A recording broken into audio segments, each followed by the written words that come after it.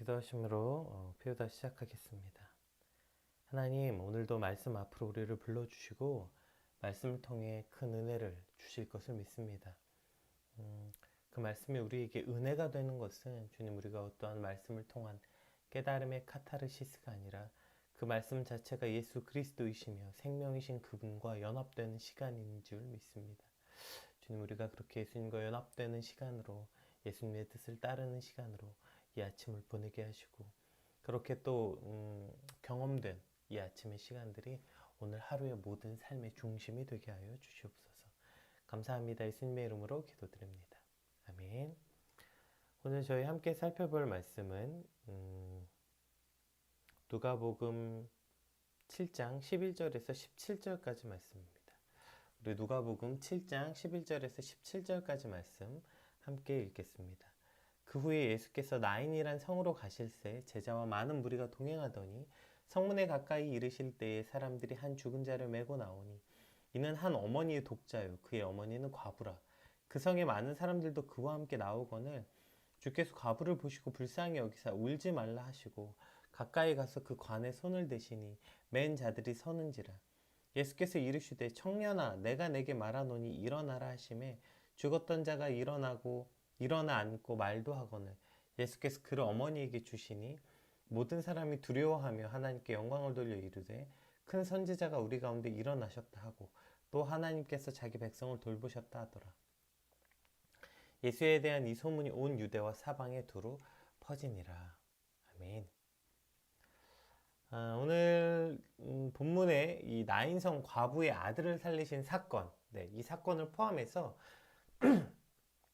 예수님의 공생의 기간 중에 죽은 자를 살리신 그 기사가 총 3번 나오죠. 회당장 야이로의 딸, 그리고 우리가 잘 아는 마리아의 오라버니였던 나사로, 그리고 오늘 본문에 등장하는 나인성의 과부의 아들, 이렇게 이제 3명이 이제 3번 죽은 자를 살리신 사건이 나와요.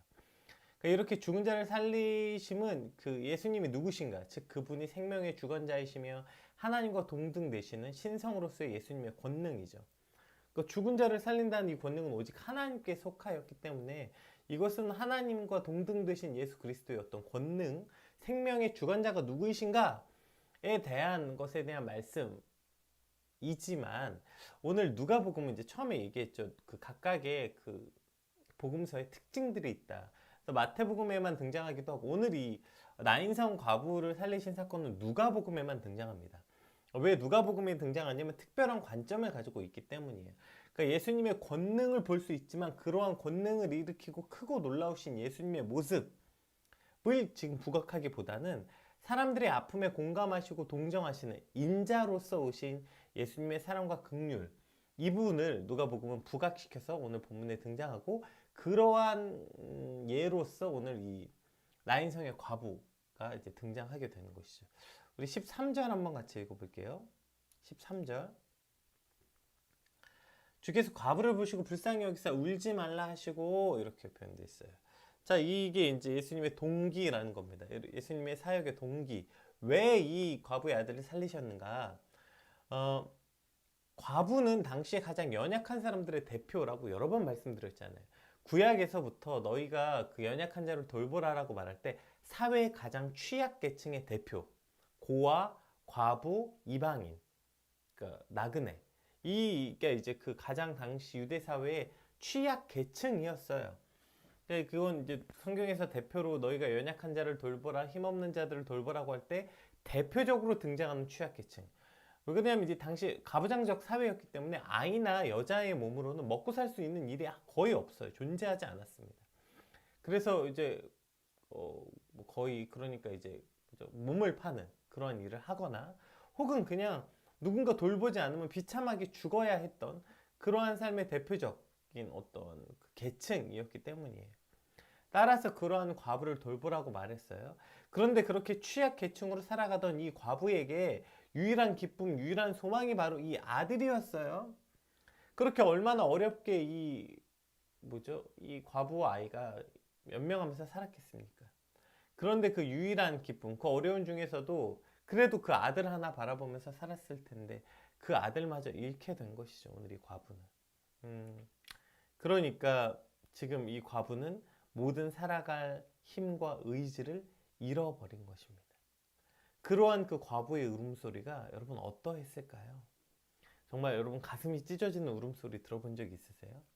네, 그 울음소리만으로도 정말 옆에 있는 사람의 마음이 무너지는 그 절망과 그 어떤 그러한 울음소리. 예수님께서는 지금 그 울음소리를 들으신 거예요. 그리고 불쌍히 여기시고 울지 말라 이렇게 말씀하신 거죠. 그러니까 예수님께서 과부를 보시고 제일 먼저 하셨던 일이 바로 그 과부를 불쌍히 여기신 일인데, 여기서 이제 불쌍히 여기다라는 말에 자꾸 그 여러 이상한 오해가 있어요. 여러 번 설명했지만 성경에서 말하는 예수님이 우리를 동정하셨다, 예수님이 우리를 불쌍히 여기셨다는 말은 우리가 누군가를 동정하는 그런 동정함이 아니에요. 아이고 불쌍하다 이렇게 여기는 그런 정도의 마음이 아니에요. 여기서 이제 아주 본문에 잘 등장한 단어가 있는데요. 이게 이제 좀 어렵지만 스플랑크니조마이라는 이 단어예요. 불쌍히 여기다가 스플랑크니조마이라는 이 문장인데, 이것이 바로 창자까지 뒤틀려지는 고통. 우리가 흔히 한국말로 단장의 아픔이라고 표현하죠. 창자가 끊어지는 아픔이었다는 거예요. 그러니까 예수님께서는 지금 여인의 아픔을 어떻게 같이 아파하고 계시냐면 이렇게 단장의 아픔을 함께 느끼고 있다는 거예요. 그 마지막 희망이었던 아들을 잃어서 그 슬픔이 정말 창자가 끊어지는 고통 가운데 있는 그 여인의 아픔을 같이 아파하고 계신, 통감하고 계신, 이것이 바로 예수님이 불쌍히 여기다, 예수님이 동정하셨다는 말은 그런 말이에요. 그 아픔을 그 당사자만큼 어쩌면 그것보다 더 깊게 그 통감하시는 예수님의 모습을 표현하고 있는 것입니다. 우리가 나보다 나를 더 잘하시는 주님, 뭐 이런 표현 쓰잖아요. 찬양도 있고요. 이 말을 조금 바꿔보면 주님께서는 어쩌면 나보다 내 슬픔을 더 아파하시는 유일한 분이시라는 거예요. 이것이 바로 내가 받고 있는 예수님의 사랑이며 은혜며 긍휼이죠. 가끔 이제 제가 상담하다 보면 참 가슴 아픈 순간들을 만나게 되는데, 그러니까 뭐 제가 너무 아파요, 힘들어요 이렇게 온 지체들도 물론 가끔 얘기하다 보면 너무 마음이 아파서 함께 울기도 하지만, 그 어떤 순간들이 제가 좀 되게 가슴이 아프냐면, 어떤 지체는 그냥 되게 웃으면서 옵니다. 가볍게. 네, 안녕하세요. 막 이렇게 멀쩡하게 와요. 그래서 내가, 그래. 근데 무슨 일이야? 혹시 뭐 어떤 얘기할 게 있니? 이렇게 말할 때, 사실 별거 아니고요. 그리고 시작하다가 갑자기 자기가 말을 터지려고 얘기하려고 하는 순간, 저 눈물이 고이기 시작하더니, 그 다음에 펑펑 울기 시작해요. 눈물이 안 멈춰요. 계속 울어요. 근데 그렇게 울고 있는 그 사람의 표정이 어떤 표정이었냐면 당황스러움에 익혀져요. 이해되세요? 자기도 자기가 이렇게 아픈지 몰랐던 거예요. 그래서 나 이러려고 온 거 아닌데, 나 그냥 가볍게 얘기 좀 하고 어떻게 하면 좋을지 상의 좀 하려고 온 건데, 그 얘기를 하려고 입 밖으로 꺼내려고 하는 순간 그 고통이 얼마나 아픈지 그제서야, 자기가 얼마나 아픈지가 그제 느껴지는 거예요. 그러니까 눈물이 터지고 안 멈춰. 서러움과 슬픔에 막 몰려오는 것에 대해서 자기가 당황해하는 얼굴, 펑펑 울면서도 얼굴이 굉장히 당황스러워하는 모습을 종종 보게 돼요. 그러니까 우리는 사실 내가 얼마나 아픈지 스스로 잘 모를 때도 참 많아요. 그러나 예수님께서는 나도 잘 모르는 내 아픔을 나보다 더 잘 아시고, 그 단장의 아픔, 그 아픔으로 함께 아파해 주시고 통감해 주시는 분이라는 거예요. 뭐 부모 자식 간이 아니라면 이렇게 아파하기 어렵죠. 사실 뭐 부모 자식 간에도 안 그런 경우들이 많잖아요. 내 아픔을 이렇게까지 통감해 줄 수 있는 사람이 여러분 어디 있겠어요? 내 고통을 나보다 더 이렇게 아파해 줄 수 있는 사람이 세상에 어디 있겠습니까? 그러나 그분이 오직 예수 그리스도, 그분께서 지금 이 여인의 그 창자가 끊어지는 아픔을 같이 그 아픔을 겪어주시고 계시는 거죠. 그러니 우리가 예수님께 나오는 거 아닙니까? 어디 가서 말해요. 말해봤자 처음에는 공감하는 척 할 수 있겠죠. 처음에는 그 사람을 위로도 해줄 수 있을 거예요. 근데 처음엔 그렇게 공감하는 것 같다가 그걸 계속 말하면 듣는 사람 귀찮아요. 자꾸 힘들다고 하면 뭐 듣기 부담스럽거든요. 근데 어디 가서 나 좀 봐주세요, 내 아픔에 좀 귀 기울여 주세요, 내 고통을 좀 들어주세요. 여러분, 오늘 우리는 어디 가서 그렇게 말하고 있는 걸까요? 물론 사람들의 관심과 위로가 필요할 때가 있습니다. 그러나 여러분, 그거 가지고는 안 되는 거 아니에요. 그건 그냥 보조수단. 그건 어떻게 보면 뭐랄까요, 진통제 같은 거, 진통제. 그럼 그냥 잠깐 아픔을 잠깐 덜하게 해줄 수 있는 것 같아요. 사람들의 공감이나 사람들의 관심이나 사람들의 위로는 그냥 그렇게 진통제, 물론 여러분 진통제는 아주 큰 치료 수단 중에 하나이기도 합니다. 고통을 좀 줄여야 치료가 일어나니까요. 어쨌든 그러나 그것은 근본적 치료제는 아니라는 거 우리가 너무 잘 알지 않아요? 진통제라는 것은. 그러나 내 아픔의 창자가 끊어지는 마음으로 공감하시는 예수님께 나와 예수님의 위로와 예수님의 사랑을 얻는 것, 그것이 유일한 치료라는 것이죠. 아무도 아무도 내 얘기를 들어줄 사람이 없어요. 내 아픔과 내 고민을 들어줄 사람이 없어요. 내 주변에 아무도 없어요. 내 얘기를 아무도 안 들어줘요. 이렇게 자기 연민에 빠지기 전에 내 아픔과 단장의 아픔을 공감하시는 예수님께 나아갔는가? 나아가고 있는가? 우리가 이것 먼저 돌아봐야 되는 거 아닙니까? 나의 신음에도 응답하시고 나의 신음에도 응답하시는 주님께 간구하고 있는가? 이것을 우리가 먼저 돌아봐야 하는 거예요. 정작 그렇게 내 아픔을 고통을 함께 하시는 그분, 그 아픔 가운데 함께 아파하고 계시는 그 예수님, 그러니까 그 예수님께도 나아가지 못하고 있으면서 그 예수님께야말로 정작 나아가지 않으면서 스플랑크니 조마이, 이 창자까지 뒤틀려지는 고통을 함께 아파하시는 예수님께 나아가지 않으면서 우리가 그렇게 아무도 없다고 말해요. 예. 주위를 둘러보면 아무도 없는 듯 믿음의 눈을 불면 보이는 분 계시네. 예. 오직 나의 참 치료자는 예수 그리스도뿐입니다. 다른 것들은 아까 말한 것처럼 그냥 진통제 같은 거예요. 잠시 고통을 좀 줄여줄 수 있으나 그러나 우리의 유일한 치료자, 그분이 바로 예수 그리스도시기 때문에 오늘 우리 삶에 그 예수님 발견하고 그 예수님께로 나아가는 저와 여러분 되시길 주님의 이름으로 축복합니다. 아무도 없어요, 아무도 들어주지 않아요, 아무도 없어요 라고 말하기 전에 그럼 나는 예수님께 나아가고 있는가? 예수님께 나의 고통을 말하고 있는가? 여기서부터 오늘 우리의 고통의 참 치료가 시작될 것이기 때문에 우리의 질문이 아무도 없어요가 아니라 주님 제게 아무도 없어요가 아니라 주님 저를 치료해 주세요 로부터 시작하게 되길 소망합니다. 제가 오늘 이 말씀을 1절, 2절 이렇게 순서대로 보통 저희가 쭉 읽잖아요. 근데 오늘 제가 이 순서대로 읽지 않는 것은 오늘 본문의 모티브로 등장하는 이 무리들에 대한 개념으로 오늘 본문 전체를 한번 살펴보려고 해요. 이 무리들, 우리 11절에서 12절 한번 같이 살펴보겠습니다.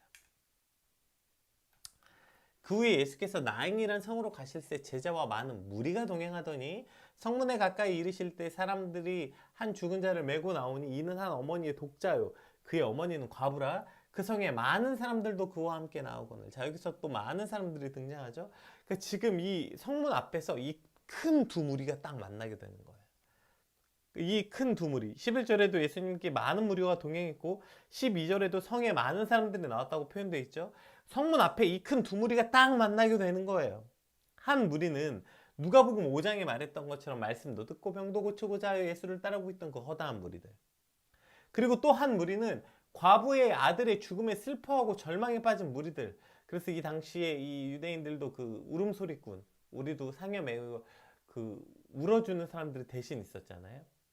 곡소리 하는 게 그 문화였잖아요. 이 유대인에게도 비슷한 무리가 있었어요.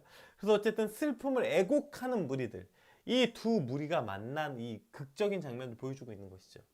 생각해 보세요. 여러분, 예수님을 따르고 있는 이 무리들이 어떤 사람들이었어요? 가난하고 병들고 소외받은 이들이 대부분이었어요. 왜냐하면 예수님이 그러한 이들을 중심으로 사역하셨고 그들을 고치셨어요. 그러니까 그럼 또 예수님께 우리도 치료받고자, 그리고 예수님의 그 놀라운 기적을 또 체험하고자 그렇게 수많은 무리들이 지금 예수님을 따르고 있었죠. 그러니까 그들은 당연히 가난하고 병들고 소외받은 이들이 많이 있었겠죠. 자, 그러나 그들이 가난하고 병들고 소외받은 이들일지는 모르겠지만 그동안 이들은 예수님이 계속해서 병자들을 고치시고 치료하시고 돌보시는 예수님의 놀라운 사역들을 보고 경험한 이들이었어요. 그러니 이들에게는 두려움과 절망이 아닌 기쁨과 소망을 가진 무리들이었다고요. 그리고 또 기대를 가지고 있었어요. 와, 이제 예수님 또 어떤 일을 하실까? 또 누구를 살리실까? 누구를 고치실까? 아, 그게 나이진 않을까? 어떤 이러한 기대와 소망을 가진 무리들이었어요. 그리고 또 한 무리는 어떤 무리였습니까? 남편도 잃고 아들 하나 바라보고 살던 과부가 그 아들마저 잃어버린, 세상의 모든 소망이 사라져버린 절망과 고통의 슬픔으로 애곡하는 이들의 무리. 이 두 무리가 성문 앞에서 딱 만난 거예요. 여러분, 오늘 우리 삶에서도 이 두 무리가 성문 앞에서 계속 만나는 거 아닙니까? 우리 삶에서도 이 두 무리가 계속 맞닥뜨리는 거예요. 문제는 이건 것 같아요. 당신은 어느 무리에 속해 있습니까? 나는 이 둘 중에 어느 무리에 속한 자입니까? 비록 가난하고 소외되고 병들었지만 예수님과 함께 있으므로 기쁨과 기대와 소망을 가지고 있는 무리, 또 한쪽은 모든 소망을 잃어버리고 절망과 허무에 가득 찬 무리. 이 두 무리 중에 나는 어디에 속해 있는가? 반대로 생각해 볼까요? 만약에 내가 기쁨과 소망과 기대를 가지고 있지 않은 무리라면 그럼 나는 이제 반대쪽에 속한 무리겠죠. 소망을 잃어버린 무리. 자, 그러면 저기에서 소망을 잃어버린 무리의 핵심은 과부가 아들을 잃어서가 아니라 그 무리에 예수님이 계시지 않기 때문입니다. 내 삶에 예수님이 계시는가? 내가 절망하고 내가 소망을 잃어버리고 기쁨을 잃어버린 진짜 이유는 과부가 아들을 잃어서가 아니라 그 무리에 바로 예수님이 있지 않기 때문이라는 거예요. 바로 예수님과 함께 있는 무리가 아니라는 것이죠. 그리고 오늘 그 두 무리가 딱 만납니다. 그리고 예수님이 안 계셨던 그 무리에도 이제 예수님이 계시게 돼요. 그러자 어떻게 됩니까? 네, 그 맨 마지막 절에 모든 사람들이 두려워하여 하나님께 영광을 돌려 이르되 큰 선지자가 우리 가운데 일어났다고 자기 백성이 하나님께서 자기 백성을 돌보셨다 하더라. 네, 그들도 이 기쁨이 회복된 무리가 되는 것이죠. 즉 우리 안에 절망과 고통과 슬픔이 가득한 것은 아들을 잃었기 때문이 아니라 그곳에 예수님이 계시지 않았기 때문인 거죠. 우리가 다시 맨 처음에 나눴던 예수님이 속한 무리, 그곳에 계시게 될 때, 그 나의 고통을 나보다 더 잘 아시는 주님을 만나게 될 때, 우리는 그곳에 이제 잃어버렸던 소망, 잃어버렸던 기쁨이 회복되는 자리가 될 것입니다. 오늘 내가 하나님 그 어느 무리에 속해 있는가를 좀 돌아보고 내 안에 기쁨과 기대와 소망이 아니라 절망과 애곡이 가득한 무리 속에 내가 있다면 내 안에 내가 지금 예수님이 계신 무리에 속하지 않았구나. 이것을 깨닫게 되어야 하는 것입니다. 그래서 우리의 기도가 주님, 내가 그곳에 서게 하여 주시옵소서. 내 주여 내 발 붙드사 그곳에 서게 하여 주시옵소서. 예수님께서 계신 무리, 예수님께 속한 무리, 힘없고 가난하고 병든 자들일지 모르겠으나 그러나 그곳엔 예수님이 계신 그 무리, 주님 내가 그곳을 꿈꾸게 하여 주시옵소서. 반대로 생각해 볼까요? 힘있고 돈 많고 명예롭고 능력 있는 사람이 가득하지만 그곳에 예수님이 계시지 않는다면 그곳은 그냥 애곡과 슬픔과 절망이 가득한 무리라는 것입니다. 내가 어디에 속해 있는가? 이게 첫 번째 질문. 두 번째, 어디에 속하길 원하는가? 주님, 내 발을 붙드사 주님 계신 그곳에 서게 하여 주시옵소서. 이것이 오늘 우리의 소망이 되시길 주님으로 축복합니다. 우리 11절 한 번만 더 읽어볼게요. 자, 이제 그 무리를 좀 더 좁혀봅니다. 자, 큰 두 무리가 만났어요. 그런데 이제 한 무리 안에서도 두 가지 부류의 사람이 있다는 걸, 두 무리로 또 나눠진 걸 볼 수 있어요. 그 후에 예수께서 나인이라는 사람과 가실 때 제자와 많은 무리가 동행하더니, 보세요. 그냥 예수님을 쫓는 많은 무리가 동행하더니가 아니라 누가는 이것을 두 무리로 나눴어요. 제자와 많은 무리. 이해되세요? 같은 사람이 아니라는 거예요. 그럼 예수님을 따라다니던 그 무리들 속에서도 두 무리가 존재했다는 거예요. 제자와 많은 무리. 이 두 분류 중에 하나는 소수고 하나는 많은 대부분의 다수였다는 걸 알 수 있겠죠. 왜냐하면 제자와 무리. 얼마 전 아니죠. 꽤 오래된 고전 중에서 아주 유명한 책이죠. 팬인가 제자인가. 네. 이것이 우리의 질문이어야 하는 것이죠. 그러니까 우리의 삶이 내가 지금 예수를 따르는 무리가 어떤 무리입니까? 그 누가복음 5장에 설명했던 우리가 병도 고치고 말씀도 듣고자 하여. 그러니까 예수님을 따르는 그 무리의 핵심이 나의 소망과 나의 유익을 채워줄 예수님인가? 아니면 그분이 나의 참 구세주인가? 이것을 오늘 본문을 볼 수 있는데요. 일단 한번 13절 아까 읽었던 본문 한번 볼게요. 누가가 지금 예수님을 뭐라고 표현했냐면 주께서 과부를 보시고, 이게 굉장히 또 독특한 표현입니다. 자주 등장하지 않나요? 누가가 지금 예수님을 주께서라고 표현하고 있어요. 주께서, 퀴리오스, 그러니까 my lord, 주님이라고 표현하고 있는 거예요. 왜요? 누가는 예수님의 제자니까요. 그러니까 제자는 지금 주님을 뭐라고 생각하는 거예요? 그분을 my lord, 퀴리오스, 그러니까 나의 주인, 나의 주님, 나의 주인, 이것으로 예수님을 표현하고 있고요. 자, 그 다음에 16절. 많은 사람들이 이제 그 능력을 보고 뭐라고 표현하고 돌아갑니까? 이렇게 표현합니까? 모든 사람이 두려워하여 하나님께 영광을 돌릴 일이며 큰 선지자가 우리 가운데 일어나셨다 하고 이렇게 말해요. 예수님을 이 사람들은 뭘로 여겨요? 큰 선지자 혹은 선생으로 여기는 거예요. 큰 선지자, 선생이라는 건 뭘 뜻하는 겁니까?